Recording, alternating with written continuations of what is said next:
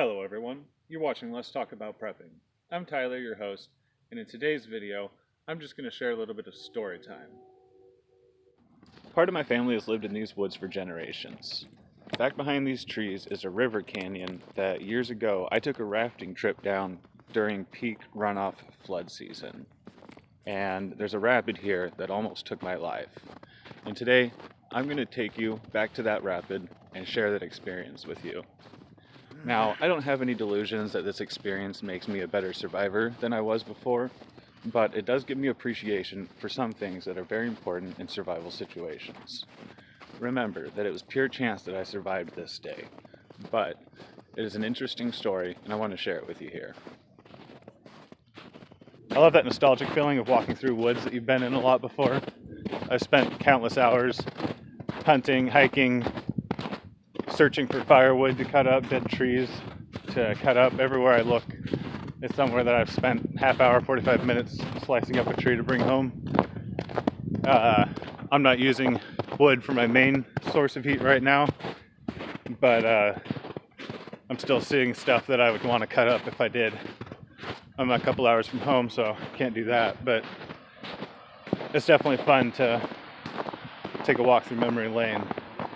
Anyways, here we are at the river valley, so let's go check out this spot where everything happened.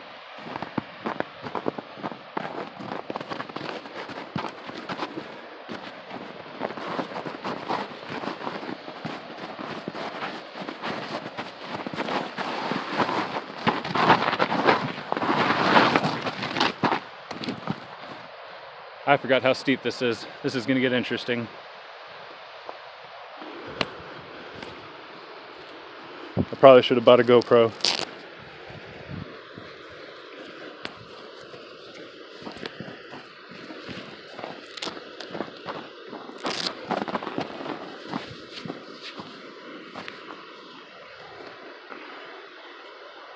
Alright, so you can probably just barely see down there. It's a very old dam. They built this dam across the river in the early 1900s, and they built it into loose shale rock.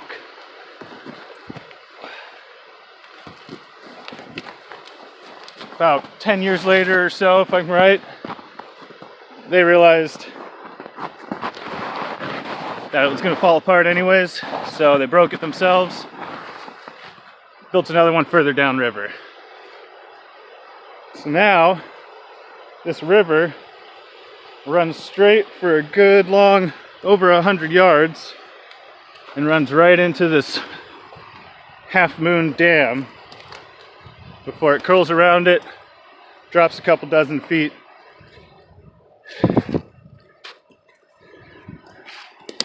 continues on its merry way. There's a couple of rapids further up the river that my quote-unquote rafting guide was worried about before even this one. The kind that swamp you and flip you back over and hold on to you for a second. Hydraulics, stuff like that. But this one, I didn't know about until we were coming up on it. We didn't have a lot of powerful paddlers with us that day. He said he was really worried about making it around this rapid. Now, mind you, when we did this, this river was in flood stage, and he was concerned right from the get-go about doing it, but we went for it. I was naive enough to trust him.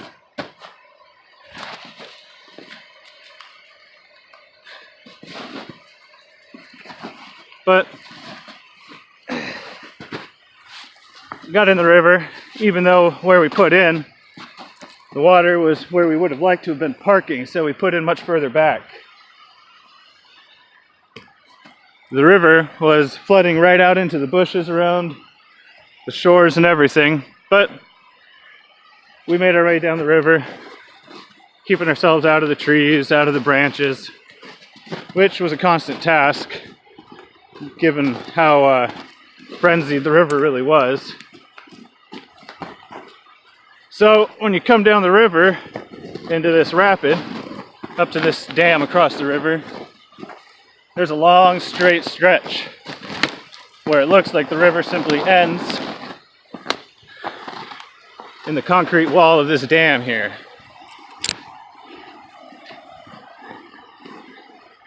So, as we approached, the guy who's taking us on this rafting trip made very clear instructions to us that if we didn't paddle for our lives through this rapid, we weren't going to make it, and that it was going to be a very bad time. I think that finally started to get people to realize we weren't in a casual float down a serene river, but actually in a very serious rafting situation that might become life and death. And I think that maybe these people were not briefed properly as to some of the realities of the situation that we might find ourselves in.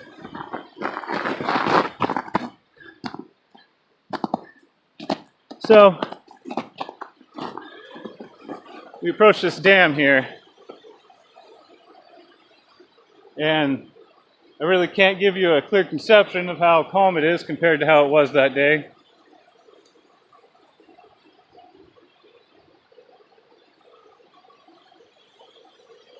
But let's go take a look at it upriver.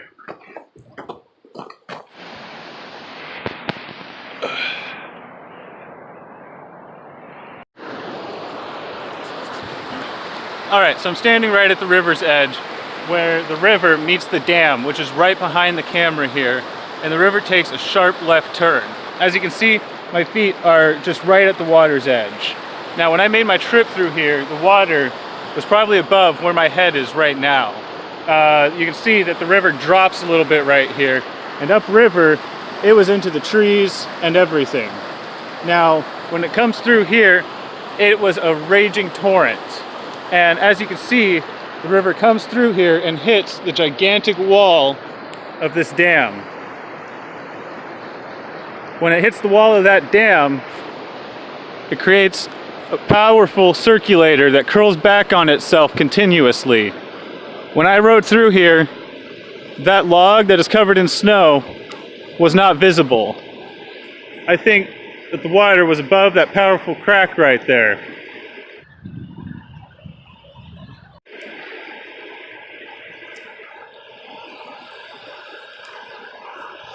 When we came through here on my trip, the guy who was leading it made it very clear that we needed to orient our raft so that it was pointed across the river, so that when we came at this dam and we're paddling, we were pushing to shoot through that channel right there. We had some very weak paddlers with us that day, and he had told me beforehand that he was very concerned about this location. And when we hit this dam, we were also very nearly brushing these rocks on this side of the river. Because of the powerful flow of the river, we were unable to fight the current pushing off of these rocks from over here, and we ended up bumping sideways right into the face of that dam there. With our raft drifting sideways, we bumped into it, tilted up, and those of us on the top of the raft were dumped into the water. The others managed to stay on the raft as it corrected itself and go around the channel, which during flood stage is far more turbulent. You can't see it, but there are a series of steps as that river goes through that channel to drop it to the considerably lower side that you'll see on the other side. Now, when it is in flood stage, that is a frothing torrent that drops you multiple times. Now, the others who fell out were sifted right through the channel. Myself, I was stuck in the circulator for an amount of time that I do not know, but long enough to accept that I was out of control of the situation, and I made the conscious decision that I knew I was going to possibly die that day.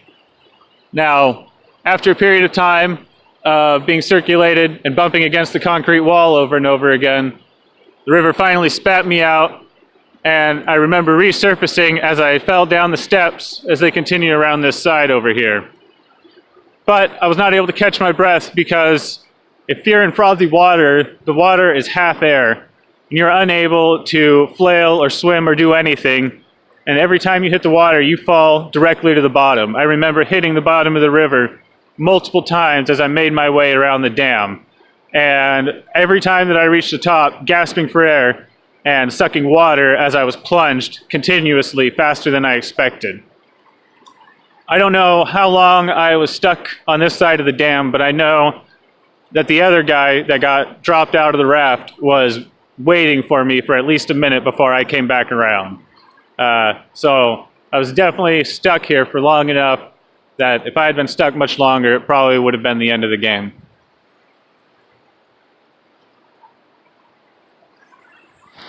Alright, so I've walked out onto the lip of that a little bit before, and some people go out all the way, and when the river's full, some people even cannonball down into the pool underneath. But we're not doing any of that today. We're just going to take a look.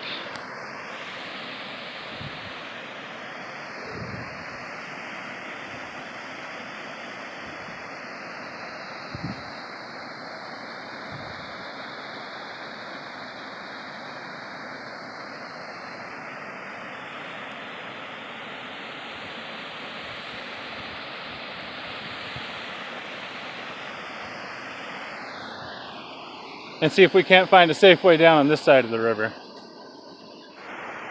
And here we have our safe route down to the powerhouse, and we're about to take that route, just not on camera. Alright, and we are here at the powerhouse. Little old concrete building. Got a nice steel pipe, I think. Big old pipe going on into the powerhouse from the other side of the dam.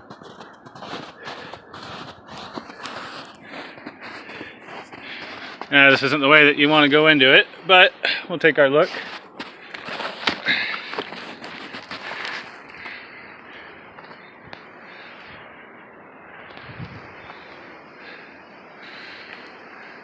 I don't really feel like going through there today, but I have before.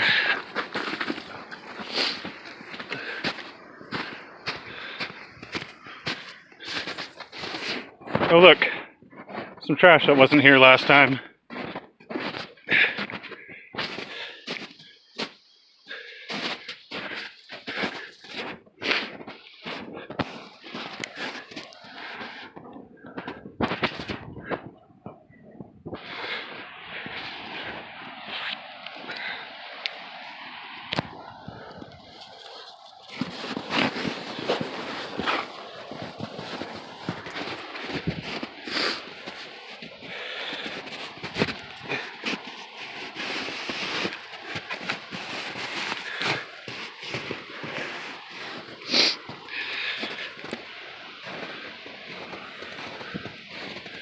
Here we have the pump house.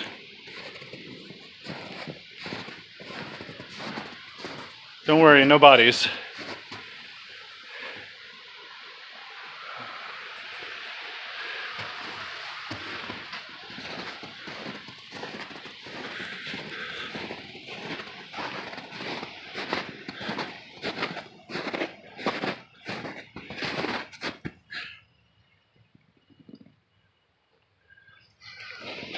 Nothing interesting in there.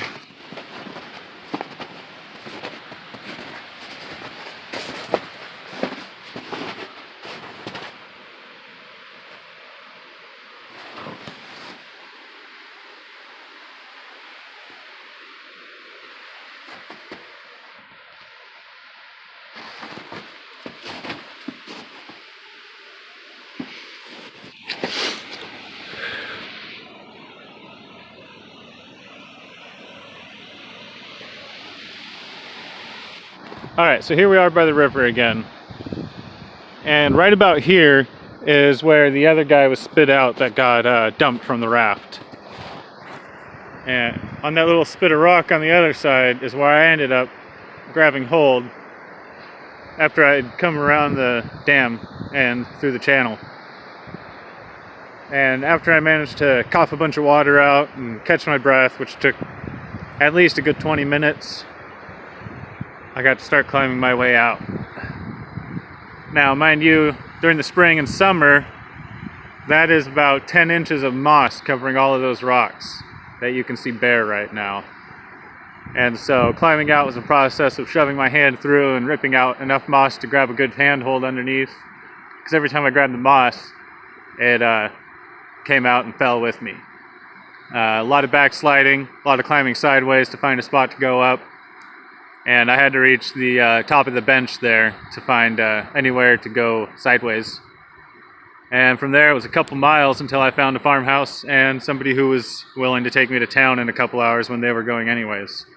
I was not the first one that they had show up on their doorway because this river had spit them out. And they had helped in multiple search and rescue missions and watched the rescue missions and watched the people wait for a few days until bodies had been spit out by this thing before. That's all stuff I didn't know before I rode this rapid. So that's one good lesson right there, is to always do your own diligence on the kinds of dangerous activities that you're going to do. And don't trust someone when they tell you that they know what they're about.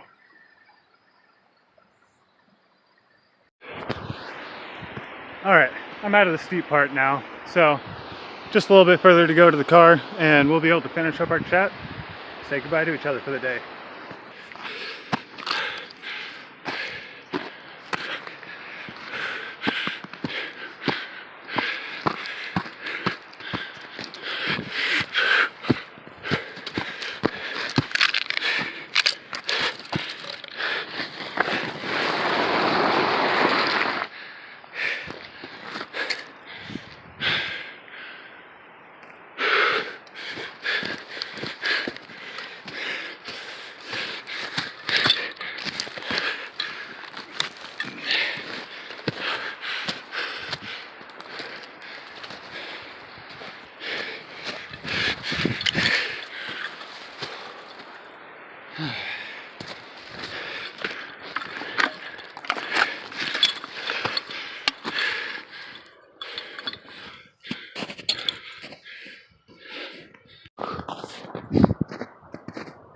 Even during the middle of winter when it's freezing out here, the trees stay a little warmer when the air cools at night. You could really smell the oil sort of wafting off of them in the wind. Not nearly as much as during the summer, but when there's nothing else to smell during the winter, you can really notice it. Pretty nice. It smells very wintry.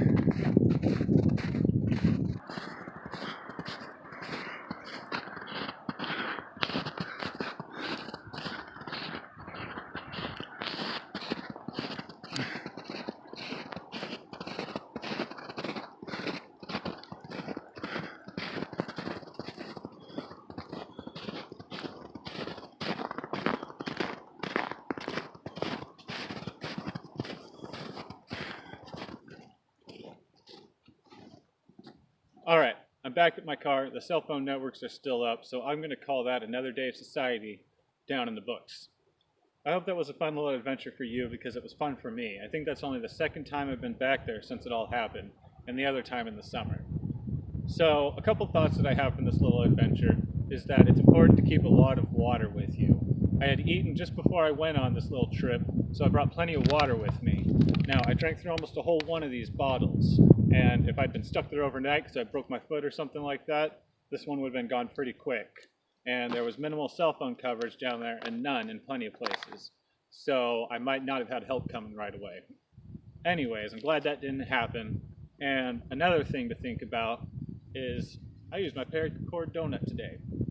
Now, I didn't necessarily plan to bring that down there with me, but I'm glad I did because there were a few stretches of very icy parts on the side of that canyon, and I'm not sure that I would have had an easy time getting up without it. So I lashed it onto a tree and I used it to climb back up and even do a little bit of a fulcrum swing along the side of the hill. So that was interesting, and it definitely got me back up here. I'm going to have to cord that back into a donut later on. Anyways, just a couple thoughts. I'm sure there are more that will come to me in the next day or so, and I'll share them if they do. It was a very interesting trip, and I'm hoping that it gave you some good insights. Anyways, stay tuned with Let's Talk About Prepping, and stay safe out there, everyone.